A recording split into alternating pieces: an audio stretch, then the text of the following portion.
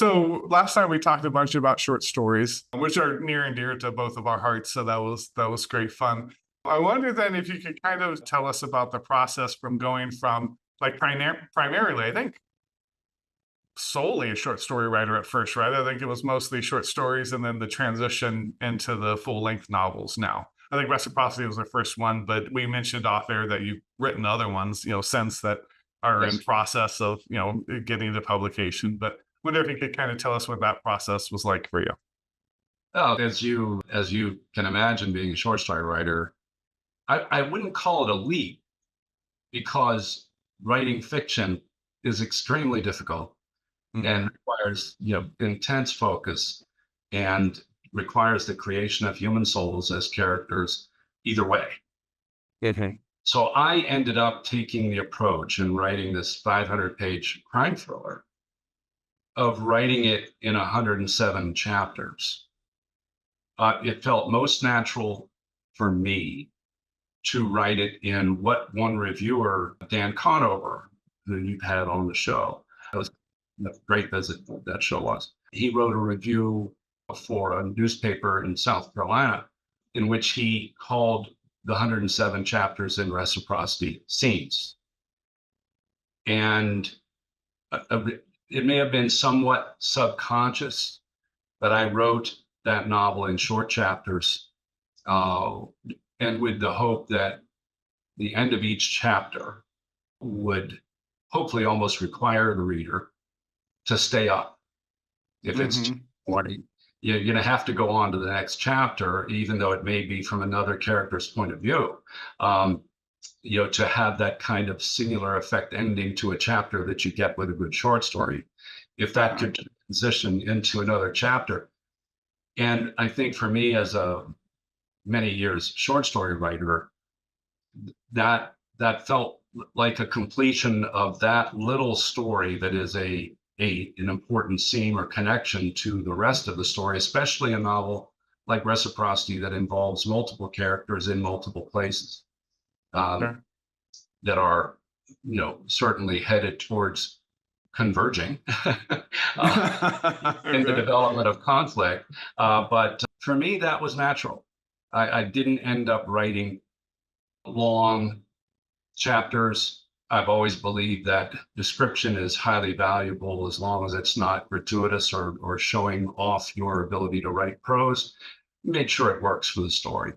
Mhm. That's very important in short stories. I think it's also really important in novels as a novel reader. And the other part was just reminding myself, you are right, just like your short stories, you are writing what you want to read. And then if other people are happy with that, then that's great. Mhm. I stuck to that maxim very much. Reciprocity was a novel that I wanted to read, and I wanted to find out what happens if I create this situation. Mhm. Sure. Did you have any there's the economy of words, right? And I loved what you had mentioned about like the details. So I think that quite a bit. Like some fantasy writing can be very detail rich, and maybe fantasy readers love that sometimes. And I like fantasy books, but sometimes I go, okay, I'm wearing down Yeah. because it's like if I describe someone that walks in the room and I describe every detail of what they're wearing. Well, the one detail might have mattered is that that's my ex and she's wearing the diamond ring, necklace I gave her. And that might be a very poignant detail there that is now drowned out with all the noise of all of the other details.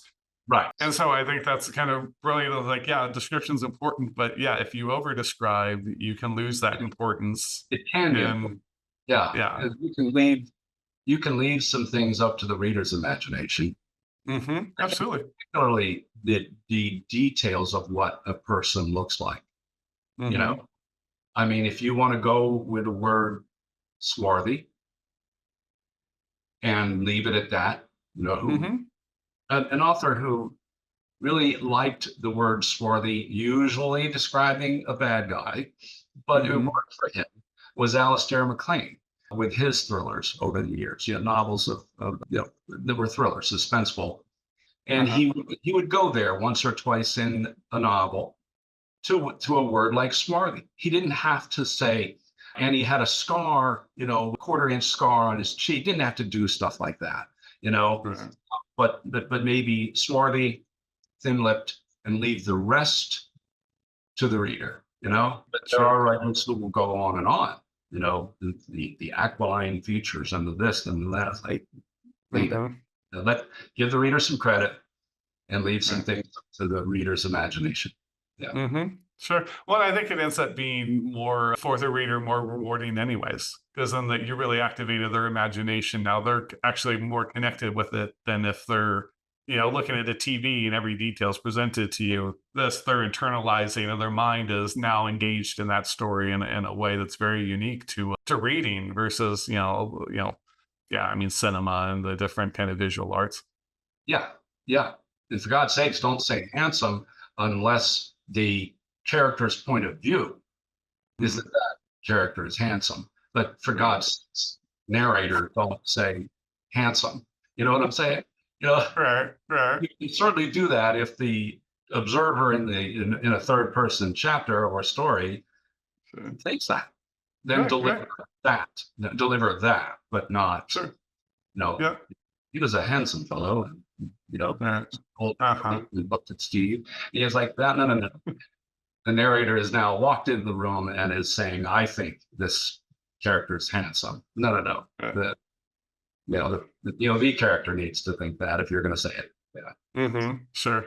Sure. Well, and then that's when you get all those fun interactions too. If someone else doesn't think they're handsome, where they think that, you start getting those different views of someone and go, oh, okay, well, what's going on? And then it gives you more complete character and more. I actually like not inconsistencies as in mistakes, right? Because I could like, you're writing, Right. you change someone's eye color or something, and it's easy just to like not catch it. Hopefully your editor does, but there's things that's an inconsistency, Oh, that's just a sure. mistake. Yes, absolutely. Um, but some inconsistencies with character, with even how they act and things, because we're all a little inconsistent. I think it makes it feel a little more lived in when you're like, oh, this person, not everyone thinks that girl is the most beautiful thing in the world. Like other Right. people have different views. And Yeah. when you get that, it feels a lot more lived in. Yeah. Yeah. That's right. That's right. Thanks, everybody, for checking out this clip of Writers Drinking Whiskey. If you'd like to catch the full episode, click the link up here. And please be sure to like, comment, subscribe, and check out our members only section. Cheers.